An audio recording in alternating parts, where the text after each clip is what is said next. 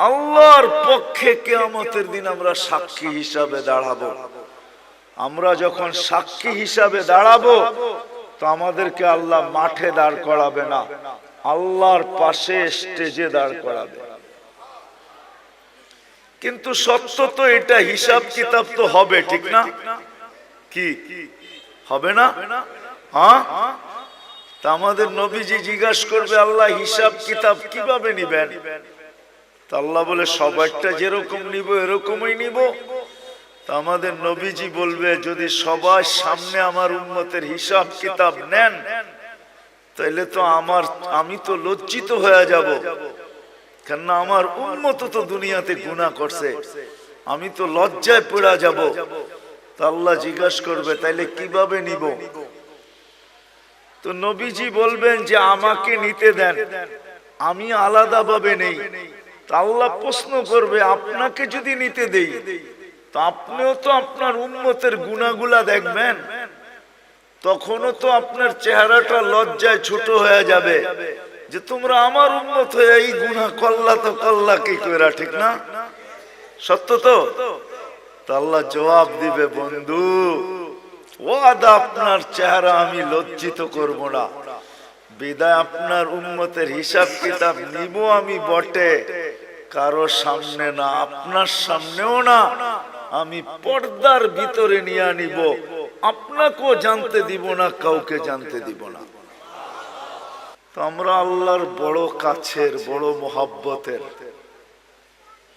এই জন্য আমাদের বয়সটা খুব কম, কেননা আল্লাহ চান না এই উম্মত বেশি ক্লান্ত হোক, কেননা যতদিন থাকবে তত ক্লান্ত হইতে থাকবে, ঠিক না? কি বলেন? মনে হয় বুঝাইতে পারতেছি না।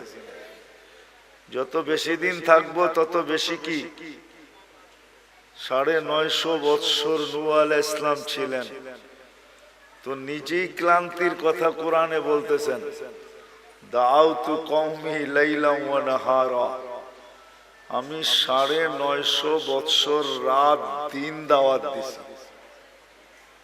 এটা একটা ক্লান্তি না? না পরিশ্রম? না, বিশাল পরিশ্রম। 950 বৎসর টানা রাত দিন। তা আমাদেরকে আল্লাহ বেশি বয়স দেন না এই জন্য যে আল্লাহ চান না আমরা বেশি পরিশ্রম করি, এই জন্য বয়স কমায় দিছেন। আমার মনে হয় আরো কম দিতে চাইছেন, কিন্তু ভাবছেন আবার এত কম দিলে কেউ আঙ্গুল উঠায় কিনা, এই জন্য 60-70 বৎসর দিছেন, বেশি দেন নাই। কোন উম্মত কতদিন থাকবে দুনিয়াতে এটা কোন নবী রসুল বলা যায় না, কিন্তু আমাদের নবীজি আইসেই বলছে তোমাদের পরিশ্রম বেশি দিন করতে হবে না। আবার এটার উপরে একটা হাদিসও প্রমাণ আছে, আল্লাহর রসুল উদাহরণ দিয়ে বুঝাইতে চাইছেন যে কেউ শ্রমিক রাখছেন সকাল থেকে জোহর পর্যন্ত, এতটুক সময়ের বিনিময় পেয়েছে। কেউ জোহর থেকে আসর পর্যন্ত, সে এতটুক সময়ের বিনিময় পেয়েছে। আর আমাদেরকে আল্লাহ সময় দিছেন আসর থেকে মাগরিব পর্যন্ত।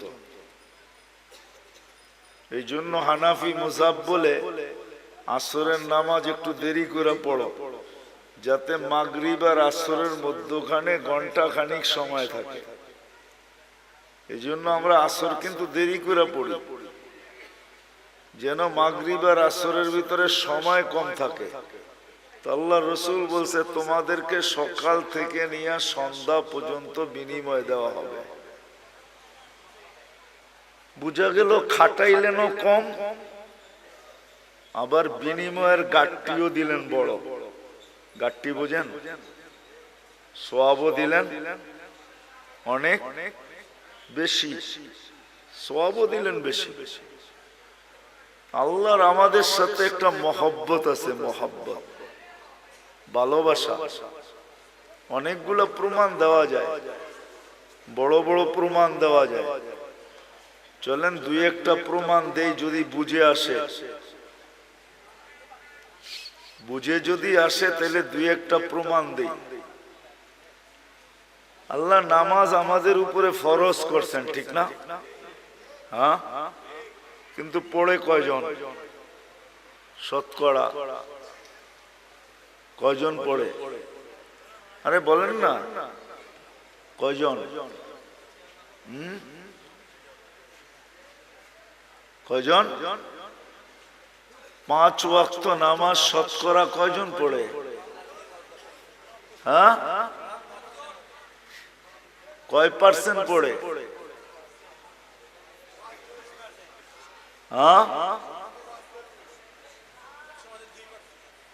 2%। কত? আমি মাইনা নিলাম 10% পড়ে। শতকরা 10 জন 5 ওয়াক্ত নামাজ পড়ে, ঠিক না? 90 জন কি করে না? কি করে না? পড়ে না। তাহলে এদের ফরজের ঘাটতি হইল না হইল না? হইল। মনে হয় বুঝেন না আপনারা আমার কথা। ঘাটতি হইল না হইল না? হ্যাঁ, কিন্তু আল্লাহ কতটুকু ভালোবাসে। আল্লাহ আমাদের ফরজের ঘাটতি থাকতে দিতে চান না। এই জন্য আল্লাহ সিস্টেম করছে, রমজানে 70 গুণ ফরজরে বাড়ায় দিছে। এটা কিন্তু ভালোবাসার বিনিময়। আল্লাহ চান না ফরজের ঘাটতি থাকুক, অথচ শতকরা 90 জন পড়ে না। আল্লাহ বলে তোমাদের ফরজের ঘাটতি আমি থাকতে দিতে চাই না, কেননা তোমাদেরকে ভালোবাসি। তোমাদের ফরজের ঘাটতি থাকলে, ভালোবাসার ঘাটতি থাকা দুইটা একসাথে কখনো একসাথে মিলিত হইতে পারে না। এটা শোভা পায় না যে তোমাদের ফরজের ঘাটতি থাকুক। তো আল্লাহ বলে সারা বৎসর ঘাটতি হোক, তাতে কিছু আসে যায় না। রমজানে 70 গুণ বাড়ায়া দিলাম ফরজ। এক রমজান পড়লে সারা বৎসরের ঘাটতি পুরা হওয়ার পরেও বিরাট বড় একটা ঘাটতি তোমাদের কাছে থেকে যাবে। মনে হয় বুঝাইতে পারি না। আল্লাহ ভালোবাসেন, এই জন্য আল্লাহ আমাদেরকে ভালোবাসেন। কয়জন শতকরা কোরআন শরীফ পড়তে পারে? শতকরা কয়জন পারে জানেন? এই মজমায় যত লোক আছে মাদ্রাসার ছাত্র ছাড়া কয়জন আমরা কোরআন পড়তে পারি? বেশিরভাগই পারি না, ঠিক না? হ্যাঁ, বুঝা গেল শতকরা 90 জনই কোরআন পড়তে পারে না।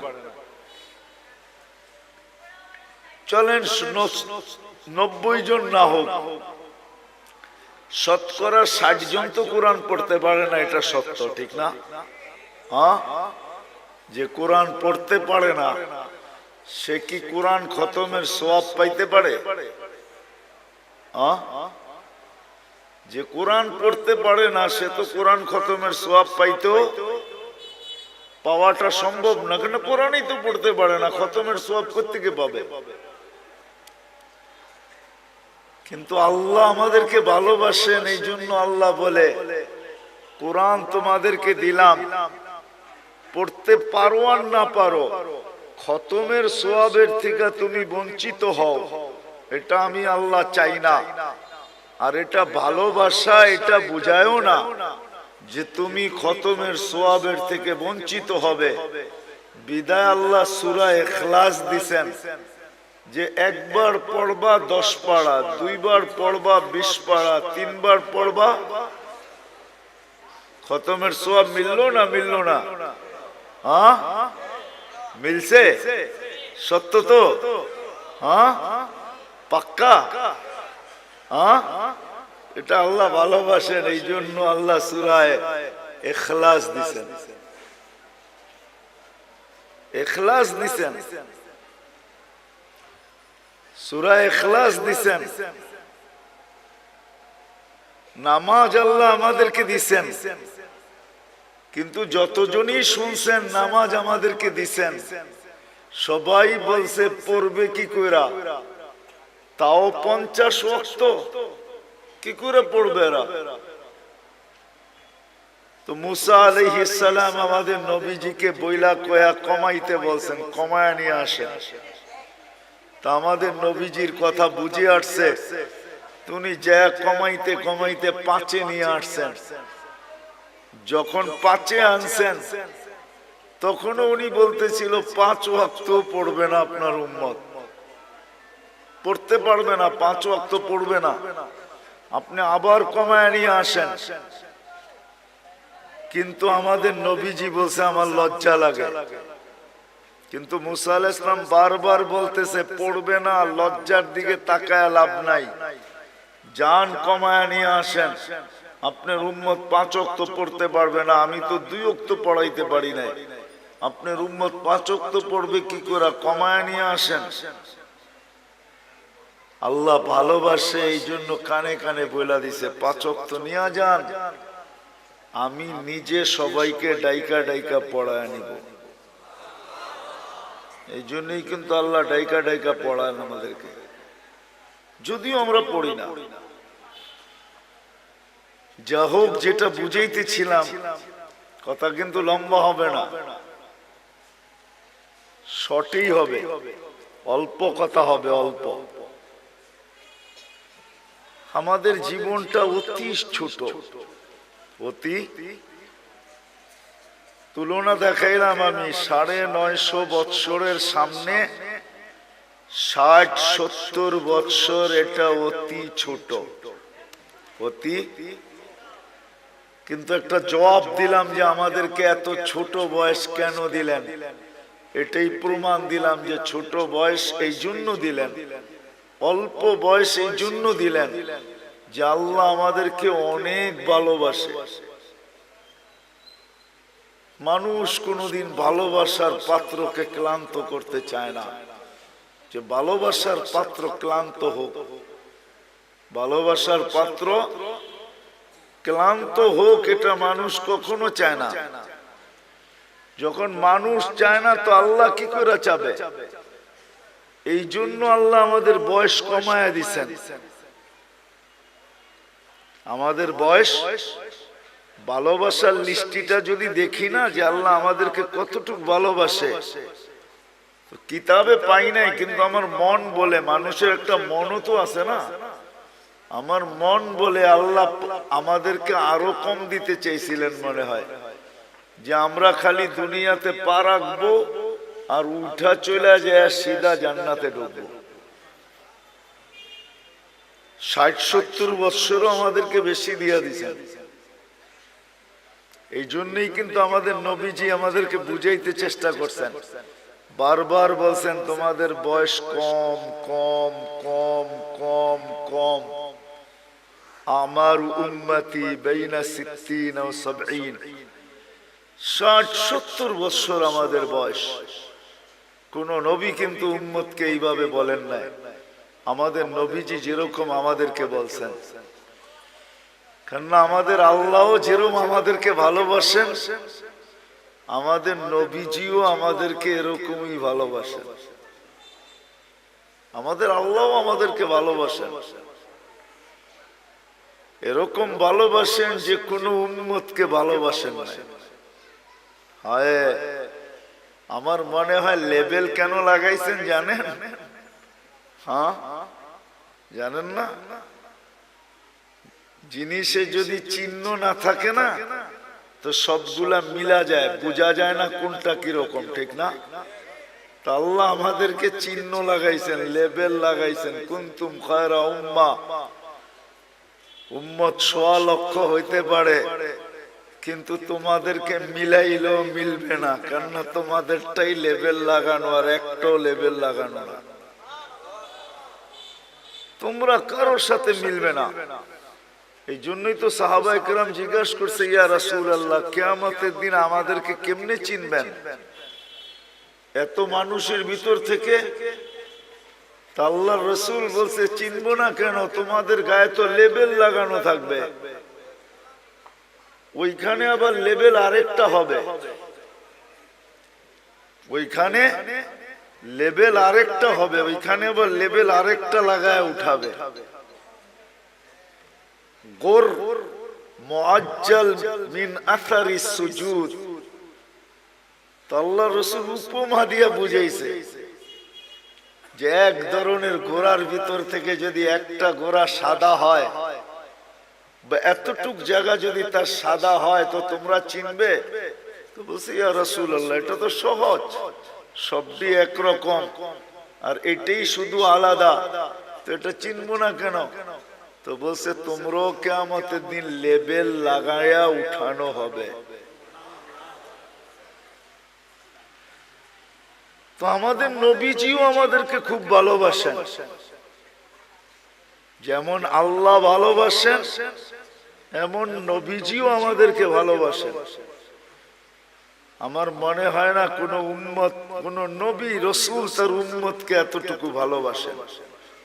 আমাদের নবীজি আমাদেরকে,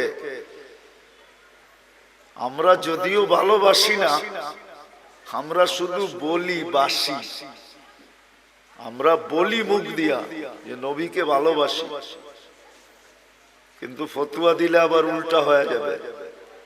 জানি না এলাকার মানুষ সইতে পারবেন কিনা, বইলা ফেলবো? হ্যাঁ, জিও বুঝেন। কিন্তু আব্দুল কাদের জিলানী রহমতুল্লাহ আলাইহি লেখছেন ফাতহুর রব্বানির ভিতরে, ওনার একটা কিতাব আছে ফাতহুর রব্বানি, ওটার ভিতরে উনি লেখছেন লিসানুকা মুমিন কলবুকা মুনাফিকুন। তোর জবানটা তো মুসলমান, তোর দিলটা তো মুনাফিক। আমরা মুখে তো বলি মোহাব্বত করি নবীকে, কিন্তু আসলে দিলে মোহাব্বত করি না। এই জন্য আমাদের মুখটা মুসলমান হইতে পারে, কিন্তু দিলটা আমাদের মুনাফিক। আমরা মুখ দিয়ে বলি মোহাব্বত করি, কিন্তু দিল দিয়া না। কি দিয়া না? দিল দিয়া। প্রমাণ দিমু? এইখানে একজনও নাই মাদ্রাসার তালেবে ইলম ছাড়া যে আমি এই বয়সে যতবার চুল কাটছি, একবার যায়া আমি সেলুনে বলছি আজকে আমার চুলটা আমার রাসূল সাল্লাল্লাহু আলাইহি ওয়াসাল্লাম যেমন পছন্দ করতেন ওরকম ভাবে কাইটা দাও। এই শব্দগুলা বইলা চুল কাটছি জীবনে একবার। যার বয়স যতটুকু, কি কাটছেন?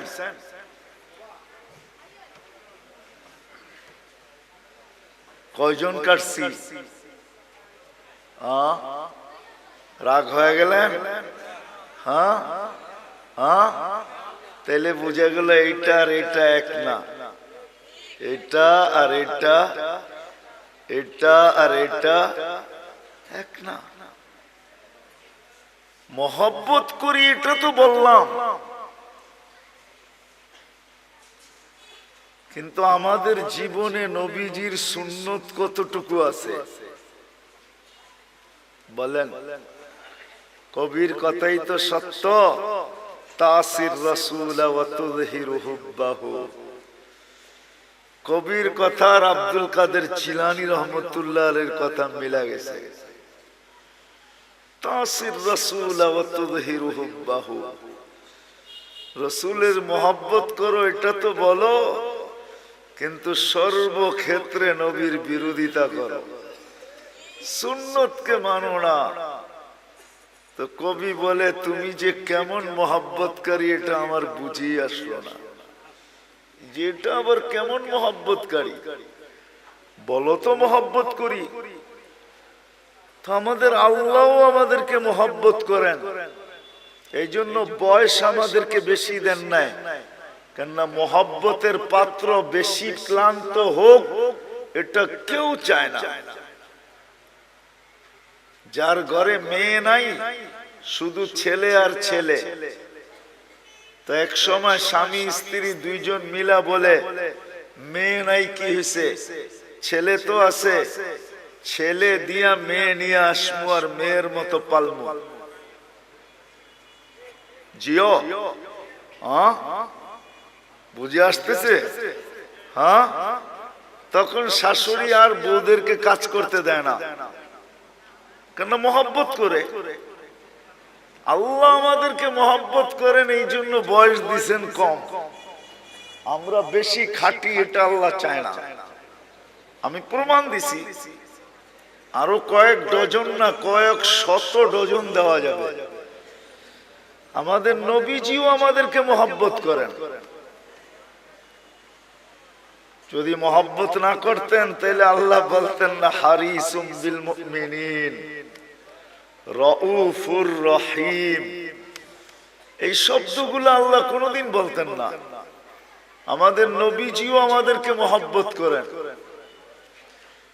যদিও আমরা নবীকে মহব্বত করি না, আমি তো একটা প্রমাণ দেখাইলাম, একজন ছাড়া আর কেউ হা বলতে পারলো না। আমরা নবীকে মহব্বত করি না, নবীজি আমাদেরকে মহব্বত করেন। নবীজি আমাদেরকে মহব্বত করেন। মনে হয় নিজের আপন জনকেও এতটুক মহব্বত করেন নাই যতটুক উম্মতকে মহব্বত করতেন, করতেছেন, করবেন। নবীজি আমাদেরকে মহব্বত করতেন, এখনো করতেছে আর করবে। মহব্বত উম্মতকে। চলেন একটা মোটা উদাহরণ দিই, যদি বুঝে আসে। তাও হাদিস থেকে বানায় না। আমাদের দেশে কয়েকদিন আগে ইউনিয়ন পরিষদের ইলেকশন গেছে, ঠিক না? আপনাদের এখানে গেছে? ইলেকশন তো হয়, ঠিক না? না হয় নাই? সারা বাংলাদেশে গেছে, আপনাদের এখানে হয় নাই? মানে মেয়র ইলেকশন হয়েছে, ঠিক না?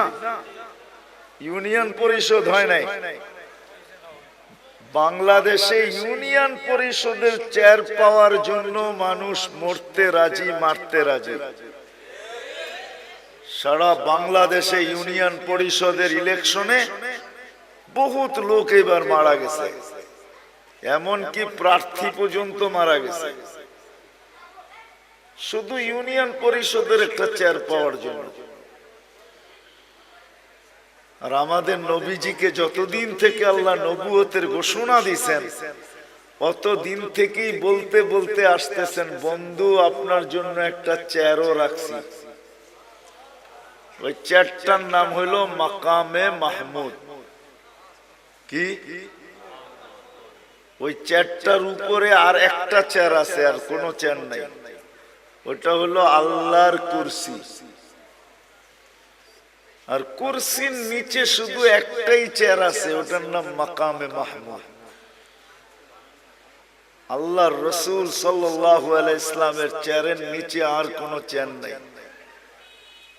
আল্লাহ দুইটা চেয়ারই বানাইছেন, একটার নাম কুরসি, একটার নাম মাকামে মাহমুদ। কিয়ামতের দিন নিয়ে যাওয়া হবে, চেয়ারও লাগানো হবে। আল্লাহর রাসূলও চেয়ারের কাছে যাবেন, আল্লাহও বলবেন ডাইন পাশে রাখা হবে আল্লাহ, আর বলবে বন্ধু বসেন, কিন্তু আল্লাহর রাসূল চেয়ারে বসবেন না। প্রতি উত্তরে বলবেন আমি যদি বসি তাহলে আমি যে ভালোবাসি আমার পিপাসিত উম্মতকে যে আমি ভালোবাসি, আমার এই পিপাসিত ভালোবাসার পিপাসিত উম্মতকে কে পানি পান করাবে? বিদায় আমি বসবো না। আমি তো হাউজে কাউসারে যাব, নিজের হাতে উম্মতকে পানি পান করাবো, আর উম্মতকে বলে দিব লা তাজমান বাদাহা আবাদা, আর কোনদিন তুমি পিপাসিত হবে না। শুধু পানি পান করাবে, এখানেই শেষ না। আরেকটা দেখাইতেছি ভালোবাসা। নাইলে চেয়ারে না বইসা মানুষ চেয়ার পাওয়ার জন্য মরতে রাজি, মারতে রাজি। আর নবীজির জন্য চেয়ার রাখা আছে আল্লাহর পাশে। হায় হায় হায়,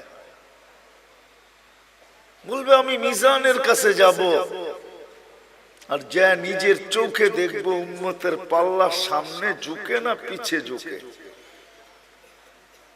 শুধু দেখবো না, আপনি যে আমাকে প্রতিশ্রুতি দিছেন ওইগুলা ওই পাল্লার কাছে দাঁড়াইয়া আমি প্রতিশ্রুতিগুলা বাস্তবায়ন করব। আপনি আমাকে প্রতিশ্রুতি দিছেন, আমি চাইলেই নাকি দিবেন। তো পাল্লা যখন সামনে ঝুঁকবে না, তো আমি চাবো, উম্মতের জন্য চাওয়ার হাত আপনার সামনে উঠায়া দিব। আপনি প্রতিশ্রুতি দিছেন সুপারিশ করলে কবুল করবেন। আপনি প্রতিশ্রুতি দিছেন সাউফা ইউতিকা রাব্বুকা ফাতারদা, আমাকে রাজি করে ছাড়বেন। উম্মতের পাল্লা সামনে না ঝুঁকলে আমি রাজি হব না, না, না, না, না। আপনি প্রতিশ্রুতি দিছেন লা ইউখজিকা ফি উম্মতি, উম্মতের ব্যাপারে আমাকে লজ্জিত করবেন না।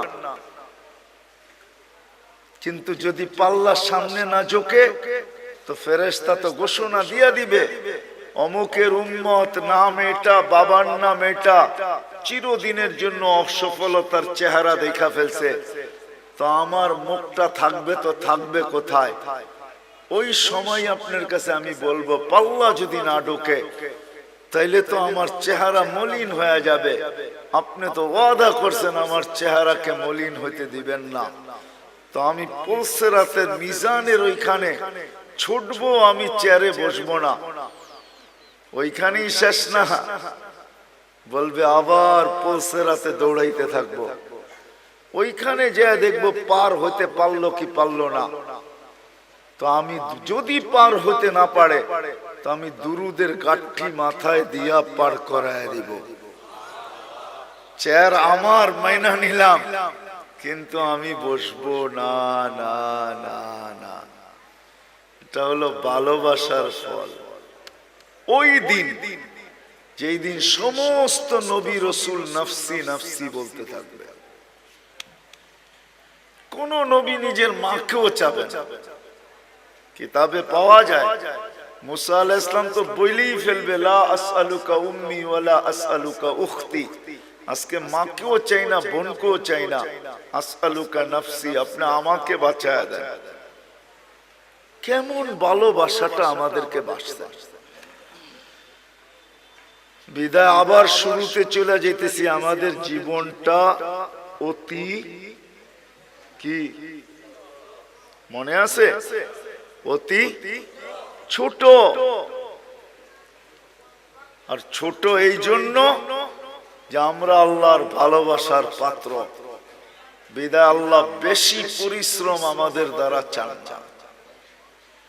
শুধু আল্লাহর ভালোবাসার পাত্র না, আমরা নবীজিরও ভালোবাসার পাত্র। আমাদের নবীজি উম্মতকে বড় ভালোবাসতেন, সত্য এটাই। কিন্তু এটাও বলছি আমি, আফসোসের বিষয়, উম্মত শুধু মুখে ভালোবাসে, মনে ভালোবাসে। শুধু মুখে কি করে? নবীকে মুখে ভালোবাসে, মনে ভালোবাসি না। মনে আমরা ভালোবাসি না। মনে যদি ভালোবাসতাম,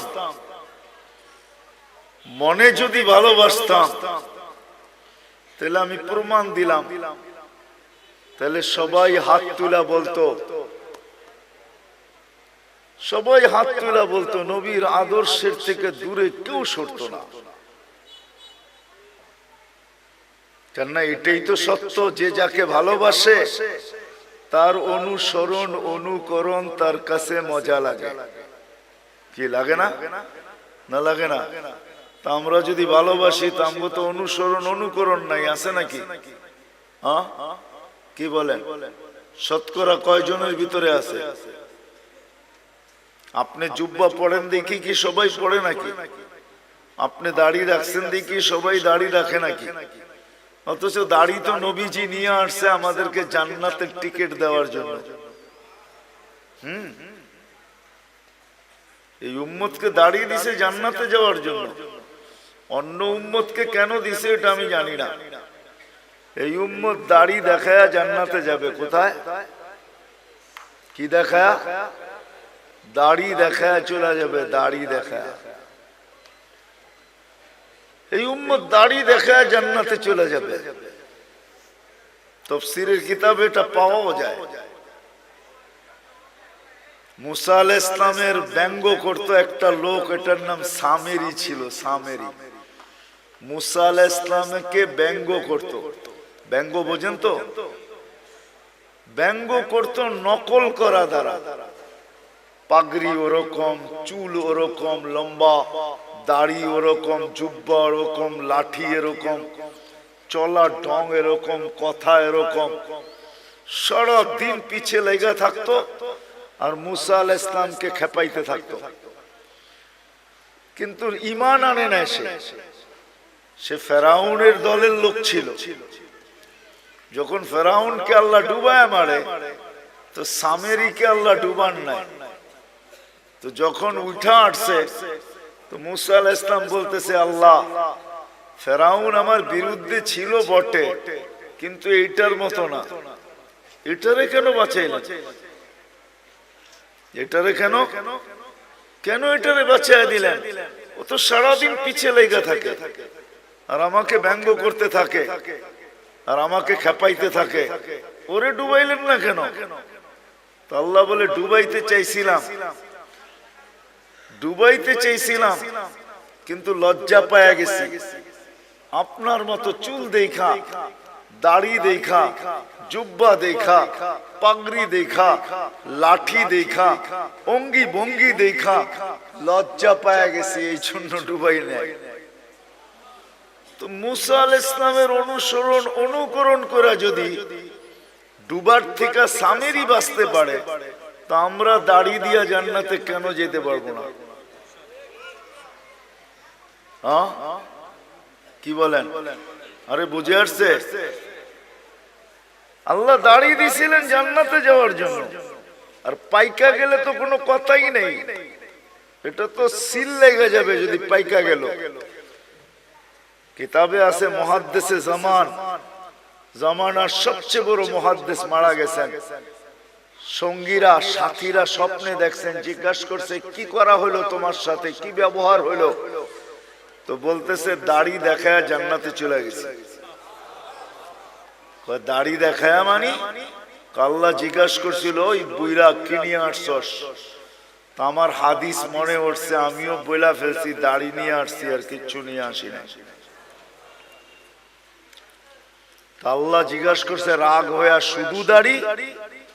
তো আমিও ডাইটা বলছি, কেন আপনি বলেন নাই জিবরিল আলাইহিস সালামকে?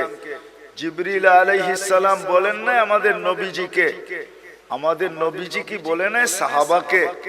সাহাবা কি বলে নাই তার ছাত্রকে? সে কি বলে নাই তার ছাত্রকে? সেই তো আমার ওস্তাদ, সে তো আমাকে বলছে আপনি নাকি সাদা দাড়ি দেখলে লজ্জা পান। এইখানে তো আইসা দেখি উল্টাটা, সাদা দাড়ি বলতে দেরি, আপনি চোখ বড় বড় করতে দেরি করেন নাই। তা আল্লাহ হাইসা দিয়া বলে, সবাই সত্য বলছে, আমিও সত্য বলছি, মাফ করে দিলাম, যা। এই উম্মতকে তো আল্লাহ দাড়ি দিয়েছেন জান্নাতে যাওয়ার জন্য, কিন্তু এই উম্মত সারা দিন দাড়ি কাটে, ঠিক না? কি রাখে কয়জন আর কাটে কয়জন? ঠিক না? সত্য তো? আমি কিন্তু আবার পিছনে চলে যেতেছি। আমাদের জীবনটা অতি ছোট, কারণ এটাই যে আল্লাহ আমাদেরকে অনেক ভালোবাসে। যেমন আল্লাহ আমাদেরকে ভালোবাসেন, আমাদের নবীজিও আমাদেরকে এরকম ভালোবাসেন, যার কারণে আমাদের জীবনটা ছোট। কেন? ভালোবাসার পাত্র বেশি পরিশ্রম করুক, এটা কোনোদিন চায় না। যে ভালোবাসে সে চায় না ভালোবাসার পাত্র বেশি পরিশ্রম করুক, এটা চায় না। বিদায় আমাদের নবীজিও চায় না, আল্লাহও চায় না আমরা লম্বা জীবন পাই। আর একটা কারণও আছে, কিন্তু হাদিস মনে উঠলো এই জন্য বলতেছি। আমরা যে বেশি পরিশ্রম না করি এটার একটা প্রমাণ দিতেছি বয়সের হাদিস দিয়া। এই উম্মতের বয়সের অনেক দাম। 40-এ যখন পা দেয়, তো তো এই উম্মতের 2-3টা রোগ আর হয় না। 15 থেকে নিয়ে 40 পর্যন্ত যদি এই উম্মত আল্লাহ আল্লাহর রাসূলকে মানা অবস্থায় পা দিল 40-এ, তো 3টা কঠিন রোগ আর হবে না। শ্বেত রোগ হবে না, পাগল হবে না, কুষ্ঠ রোগ হবে না। 50-এ যখন পা দিবে তখন আর কঠিন হিসাব হবে না। 60-এ যখন পা দিবে তো ফেরেশতা তাকে ভালোবাসতে শুরু করবে। 70-এ যখন পা দিবে তো আল্লাহ এই ব্যক্তির আল্লাহর কাছে চলে যাক, এটা আল্লাহ আকাঙ্ক্ষা করবে যে এখন তুমি আমার কাছে চলে আসো। 80-তে যখন পা দিবে, ভালোবাসা দেখাইতেছি কিন্তু ভালোবাসা, 80-তে যখন পা দিবে তা আল্লাহ বলবে গুনাহ লেখো না, কেননা 70-এর উপরে পার হয়ে গেছে, তো ভালোবাসা আটটু বেড়ে গেছে, ঠিক না? আরে হইল নাকি? গুনাহ লেখো না, গুনাহ লেখা হয় না। 90-তে যখন পা দেয়, 90 বছর বয়সে পা দিয়া ফেলছে, তা আল্লাহ বলে আগে পিছের গুনাহ আর রাখো না। এটা কি ভালোবাসার প্রমাণ যে আল্লাহ কত ভালোবাসে, আগে পিছের গুনাহ মাফ। আল্লাহ বলে পিঠে লেখা দাও, এটা আল্লাহর কয়েদি, আল্লাহর জমিনে এখনো রাখা আছে। আল্লাহ আমাদেরকে ভালোবাসেন, এই জন্য আমাদের বয়স কম। রাসূলুল্লাহ সাল্লাল্লাহু আলাইহি ওয়াসাল্লাম আমাদেরকে কি বাসেন? আমাদেরকে ভালোবাসেন। কিন্তু আফসোস এই জায়গায় যে আপনি আর আমি কতটুকু ভালোবাসি। এই জন্যই আবারও বলতেছি, আমাদের জীবনটা অতি আমরা দুদিক থেকে ভালোবাসার পাত্র। দুদিক থেকে, দুদিক বুঝেন? আল্লাহর পক্ষ থেকেও আমরা ভালোবাসার পাত্র, আমাদের নবীজির পক্ষ থেকেও আমরা ভালোবাসার পাত্র। চলেন একটা হাদিস মনে উঠলো, শুনাই। যদিও কিয়ামতের দিন আমাদেরকে আল্লাহ দাঁড় করাবে না, কোথায়? কিয়ামতের মাঠে আল্লাহ আমাদেরকে দাঁড় করাবে না। আমরা কিয়ামতের মাঠে ইনশাআল্লাহ দাঁড়াবো না। হ্যাঁ বলেন ইনশাআল্লাহ। আমরা কিয়ামতের মাঠে দাঁড়াবো না। আমাদেরকে এর জন্য আল্লাহ স্টেজ বানাবে আল্লাহর পাশে। ওই স্টেজে আমরা দাঁড়াবো, ওই স্টেজে দাঁড়াবো আমরা। আমি তো 1 ডজন অনেক দেখাইতে পারি, কিন্তু আমি জানি না ওলামারা আমার সাথ দিবে কি দিবে না। জালালউদ্দিন সুয়ুতি রহমতুল্লাহ আলাইহি লেখছেন, আমাদেরকে আল্লাহ স্টেজে দাঁড় করাবে। কেননা কোরআন বলে সুহাদা আলান নাস, আমরা কিয়ামতের দিন আল্লাহর পক্ষে সাক্ষী হিসাবে দাঁড়াবো। কার পক্ষে? আল্লাহর পক্ষে কিয়ামতের দিন আমরা সাক্ষী হিসাবে দাঁড়াবো। আমরা যখন সাক্ষী হিসাবে দাঁড়াবো তো আমাদেরকে আল্লাহ মাঠে দাঁড় করাবে না, আল্লাহর পাশে স্টেজে দাঁড় করাবে। কিন্তু সত্য তো এটা, হিসাব কিতাব তো হবে, ঠিক না? কি হবে না? হ্যাঁ, তা আমাদের নবীজি জিজ্ঞাসা করবে, আল্লাহ হিসাব কিতাব কিভাবে নিবেন? তা আল্লাহ বলে সবাইটা যেরকম নিব এরকমই নিব। তা আমাদের নবীজি বলবে, যদি সবার সামনে আমার উম্মতের হিসাব কিতাব নেন তাইলে তো আমি তো লজ্জিত হয়ে যাব, কেননা আমার উম্মত তো দুনিয়াতে গুনাহ করছে, আমি তো লজ্জায় পড়ে যাব। তা আল্লাহ জিজ্ঞাসা করবে, তাইলে কিভাবে নিব? তো নবীজি বলবেন যে আমাকে নিতে দেন, আমি আলাদা ভাবে নেই, তা আল্লাহ প্রশ্ন করবে আপনাকে যদি নিতে দেই তো আপনিও তো আপনার উম্মতের গুনাহগুলা দেখবেন, তখনও তো আপনার চেহারাটা লজ্জায় ছোট হয়ে যাবে যে তোমরা আমার উম্মত হয়ে এই গুনাহ করলা, তো করলা কি কইরা, ঠিক না? সত্য তো?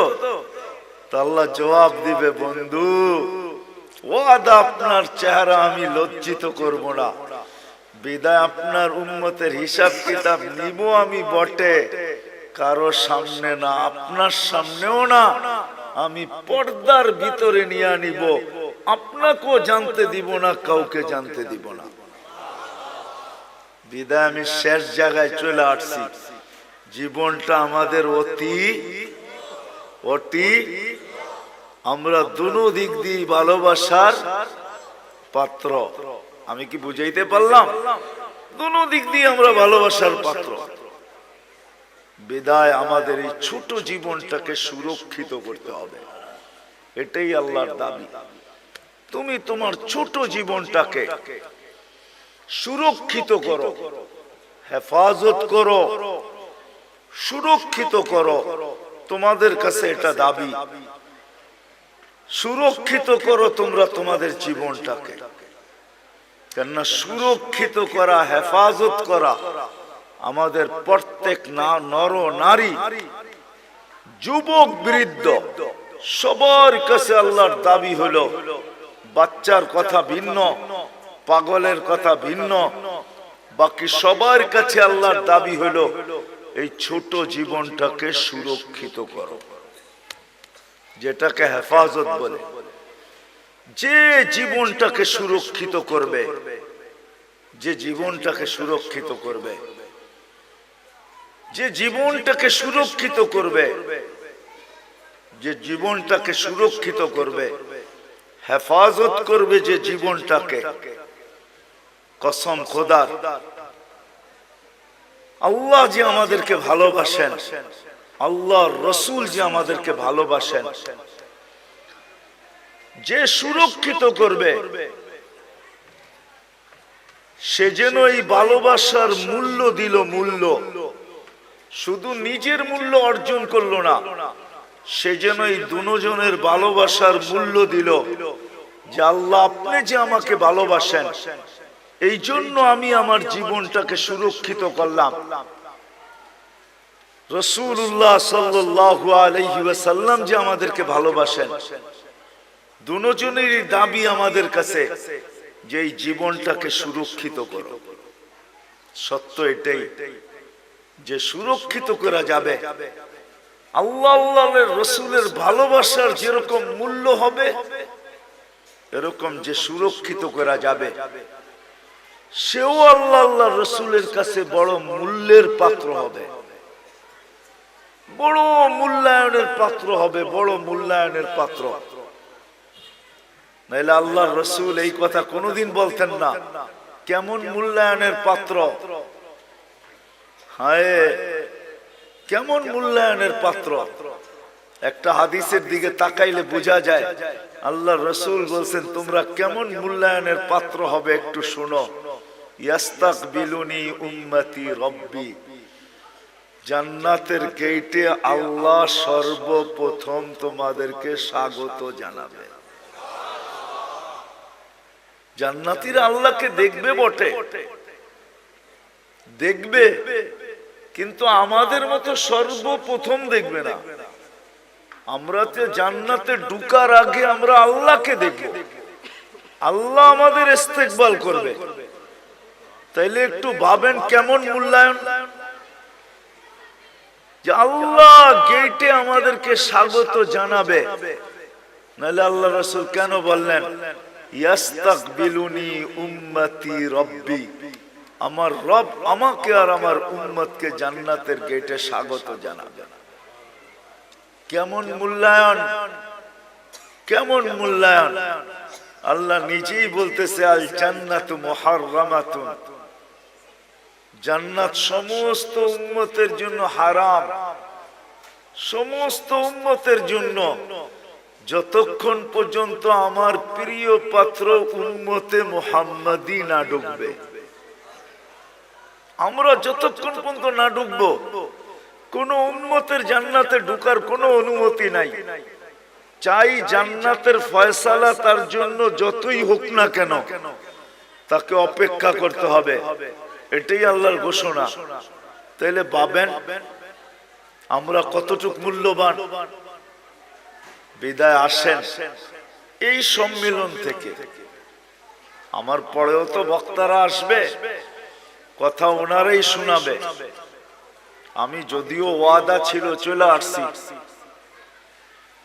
বহু দূর থেকে ঢাকা আসছি, ওইখান থেকে এখানে আসছি। শরীর যদিও এখন অনুমতি দেয় না।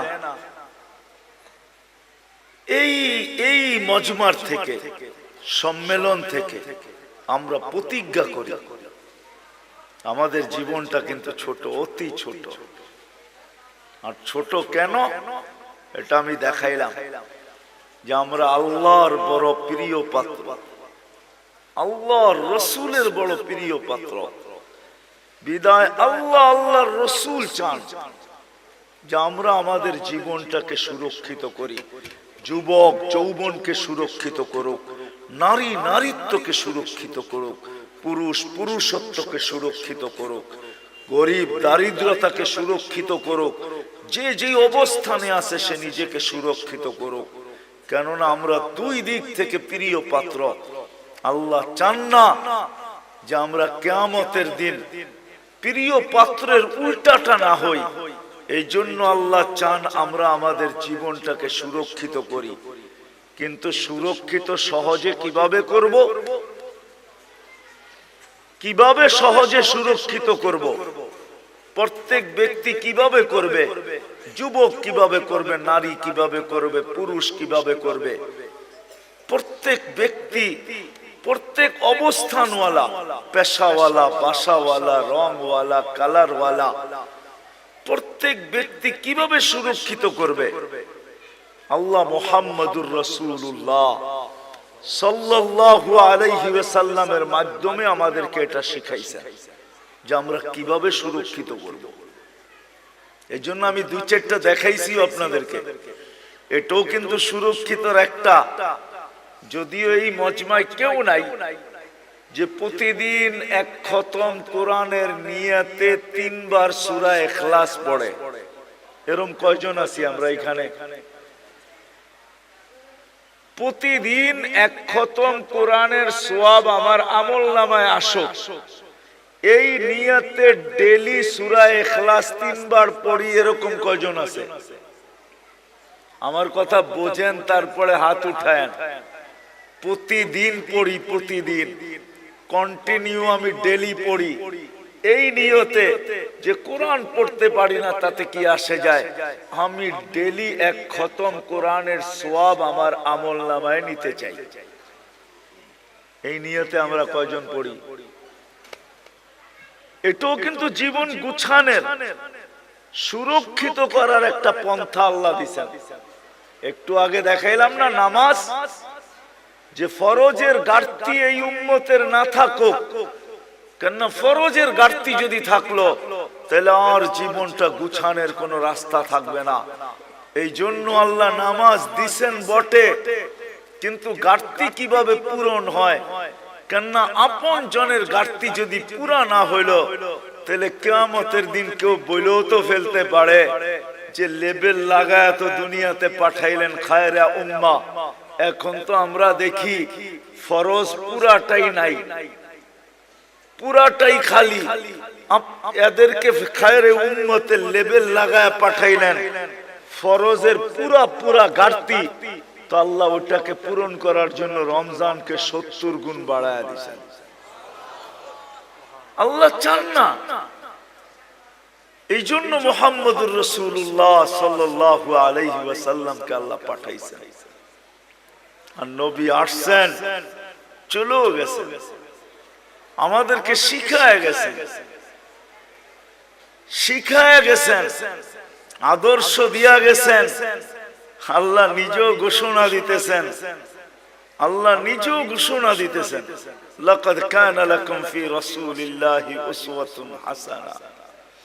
আল্লাহ নিজেও ঘোষণা দিতেছেন, ওয়া ইন তুতিউহু তাহতাদু। আল্লাহ নিজেও ঘোষণা দিতেছেন, মান আতা আর রাসূল ফাকাদ আতা আল্লাহ। আল্লাহ নিজেও ঘোষণা দিয়ে বুঝাইতে চাইতেছেন, ইন কুনতুম তুহিব্বুনাল্লাহ, তুমি বলো আল্লাহকে ভালোবাসো, প্রমাণ কি? তো আল্লাহ প্রমাণও বুঝিয়ে দিতেছেন আমাদেরকে, ইন কুনতুম তুহিব্বুনাল্লাহ ফাত্তাবিউনি, আমার বন্ধুর অনুসরণ অনুকরণ করো। আসেন এই মজলিস থেকে আজকে আমরা সবাই ওয়াদা করি যে আমার এই ছোট জীবনটা, যেটা অতি ছোট, দুই দিক দিয়েই আমরা মোহাব্বতের ভালোবাসার পাত্র, আমি এটাকে সুরক্ষিত করতে চাই। আল্লাহ আল্লাহর রসুলের, রাসূলুল্লাহ সাল্লাল্লাহু আলাইহি ওয়াসাল্লামের অনুগত্যের মাধ্যমে, আদর্শের মাধ্যমে, রাসূলুল্লাহ সাল্লাল্লাহু আলাইহি ওয়াসাল্লামের সুন্নতকে মানার মাধ্যমে, নাইলে বড় ব্যথা পাবেন, কিন্তু বড় ব্যথা। কোরআনের এক আয়াত আমাকে বুঝায় যে আল্লাহর রাসূল কত বড় ব্যথা পাবেন, যেই ব্যথার পরে আল্লাহর রাসূল চিৎকার দিয়া বলবেন, কওমি ইত্তাখাযু হাযাল কুরআনা মাহজুরা। বড় ব্যথা পায় আমাদের বিরুদ্ধে মোকদ্দমা দায়ের করে দিবেন, বড় ব্যথা পায়, কিন্তু বড় ব্যথা, বড় ব্যথা পাবেন। হাদিসও আছে, হাউজের কাউসারের কাছে যাবেন, পানি পান করার জন্য যাবে, কিন্তু দিলে এতটুকু ব্যথা পাবে, দেখা চেহারা দেখে এতটুকু ব্যথা পাবে যে চিৎকার দিয়া বলবে, সুকান সুকান লিমান গাইয়ারা বাদি। অথচ যে রাসূল উম্মতকে এত ভালোবাসতেন, আরবির সাথে সম্পর্ক নাই তো, এই জন্য জানি না যে আল্লাহ রাসূল আমাদেরকে কতটুকু ভালোবাসতেন, কতটুকু ভালোবাসতেন। নাইলে আল্লাহ হারিসুম বিল মুমিনিনা রাউফুর রহিম বলতেন না। রাউফ এটা আল্লাহর সিফাত, রহিম এটা আল্লাহর সিফাত। আল্লাহ দুটোটা বন্ধুকে দিয়া দিয়েছেন, কতটুকু উম্মতকে ভালোবাসতেন। এই জন্য আসেন আজকে ওয়াদা করি যে আমরা আমাদের এই ছোট জীবনটাকে আল্লাহর রাসূলের মানার মাধ্যমে, এর আদর্শকে মানার মাধ্যমে সুরক্ষিত করব। কি রাজি? ওয়াদা পাক্কা? কিন্তু কিন্তু এটা শিখতে হবে। তাইলে আল্লাহর রাসূলের আদর্শ শিখতে হবে। কিন্তু আপনি যদি বলেন, এইখানেও একটা প্রশ্ন আছে, আপনি যদি বলেন যে আমি সবগুলা পুরা করতে পারবো, তো পারবো কি করে? এই জন্য ভালোবাসার বিকাশ কিন্তু এটা তো আল্লাহর রাসূল কমায়া দিয়েছেন, আল্লাহ কমায়া দিয়েছেন বন্ধুর মাধ্যমে। তো আল্লাহর রাসূল বলছে, লাউ উমিলা উশরা মা উনসিলা বিলানাজা, তোমরা যদি 100 ভাগের 10 ভাগও কইরা দেখাইতে পারো, তো আল্লাহ তোমাদেরকে 1-এ 10, 10-এ 100, 100 নাম্বার দিয়ে তোমাদেরকে পাস করায় দিবে। আরো নিচে নাইমা আসছেন, বলছে শোনো শোনো শোনো শোনো, যদি ঈমান তোমাদের ভিতরে থাকলো, ঈমান যদি নিখুঁত হইলো, 100 ভাগের 10 ভাগও যদি না পারলে, একটা সুন্নত ধরেও যদি ঝুলতে ঝুলতে কবরে চলে আসলে, মান তামাসসাকা সুন্নতি ইনদা ফাসাদি উম্মতি, যেই সময় চতুর্দিকে ফিতনার ফাসাদ চলতে থাকবে, যেই দিকে সর্বশ্রেষ্ঠ মানুষ, কেমন ফিতনা আপনি ভাবেন, কেমন ফিতনা। একটা উদাহরণ, কারো বিরোধিতার জন্য না, উদাহরণ। যেই মানুষটাকে আল্লাহ সৃষ্টির ভিতরে সবচেয়ে সেরা বলতেছে, কেমন গুটগুটে ফিতনা, ওই মানুষটা নিজেকে সৃষ্টির ভিতরে নিকৃষ্টতম। আমাদের প্রবাদ বাক্যে সবচেয়ে দুষ্ট মানুষরে কি বলে? বানর বলে, বানর, বান্দর, ঠিক না? সবচেয়ে দুষ্টটারে কি বলে? হ্যাঁ। তাহলে কেমন বড় ফিতনা, কেমন গুটগুটে ফিতনা, যে মানুষটাকে আল্লাহ সৃষ্টি সেরা বলেও ঘোষণা দিলেন, কেমন ফিতনার শিকার যে ওই মানুষটা নিজেকে সৃষ্টির ভিতরে সবচেয়ে যেটা দুষ্ট বানর, নিজেকে বানর বলতে এখন রাজি হইতেছে, আমি বানর। মানে বুঝাইতে পারি না। হ্যাঁ, আল্লাহর রাসূল বলতেছে এরকম ফিতনার সময় যে একটা সুন্নতকে ধরা ঈমানের সাথে কবরে আসবে, আল্লাহ তাকে 100 শহীদের মালা পরায়া স্বাগত জানাবে। তাহলে আসেন আজকে ওয়াদা করি, শুধু মুখে মুখে ভালোবাসা বললে হবে না, ঠিক না? তাইলে ওই প্রবাদ বাক্যই সত্য হবে, মোহ মে শেখ ফরিদ ভূগোল মে, মানে আপনাদের সিলেটে এই প্রবাদ বাক্য নাই, ঠিক না? মোহ মে শেখ ফরিদ ভূগোল মে কি, মুখে তো শেখ ফরিদ বলে ভূগোলের মধ্যে ইট রাখা। একটা প্রবাদ বাক্য আছে, মোহ মে শেখ ফরিদ ভূগোল মে ইট।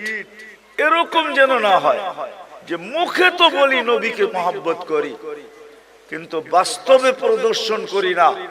তাইলে আমারও এরকমই হবে যে আমি মুখে তো শেখ ফরিদ বলি কিন্তু ভূগোলে ইট নিয়ে দাঁড়ায় আছি, পাইতে দেরি মাথায় মারতে দেরি করব না। আমাদের দশা এরকমই হবে। বিদায় আসেন, জীবনটা অতি ছোট, দুই দিক থেকেই আমরা প্রিয় পাত্র। এটাকে সুরক্ষিত করা দোনোজনের পক্ষ থেকে দাবি। আর সুরক্ষিত কিভাবে করব, এটার জন্যই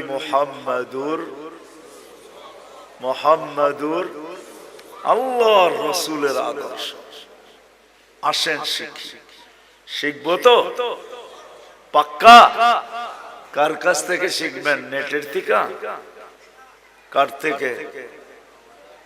হক্কানি আলেম আর আল্লাহ ওয়ালাদের থেকে, হক্কানি আলেমদের থেকে। এখন তো হক্কানি আলেম দেখানোর সময় আমার নাই, নাইলে আপনাদেরকে বুঝায় বলতাম যে হক্কানি আলেম কারা। এদের কাছ থেকে শিখেন। হ্যাঁ, এদের কাছ থেকে শিখেন। কিতাবে আছে হক্কানি আলেম কারা, এই জন্য কিতাবে নিষেধ করছে, লা তাজলিসু ইনদা কুল্লি আলেম ইল্লা আলিমুন ইয়াদউকুম মিন খামসিন ইলা খামসিন। 5 জিনিসের থেকে 5 জিনিসের দিকে যারা ডাকে তোমাদেরকে, এরা হলো হক্কানি আলেম।